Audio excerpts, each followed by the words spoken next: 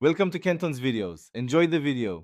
You have access and a duplicated theme, so start in Shopify admin. From here, go to Online Store Themes and click Customize on the active theme. This opens the theme editor.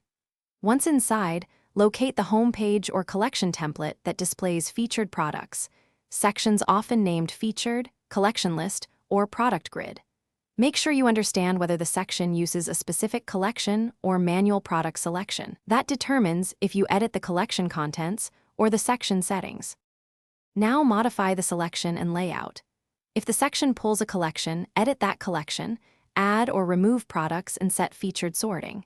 If it's manual, use the section's Add Product button to pick items and drag to reorder. While you work, change display options, image ratio, number of columns, and overlay text so the grid reads well. Make sure to preview changes in desktop and mobile views.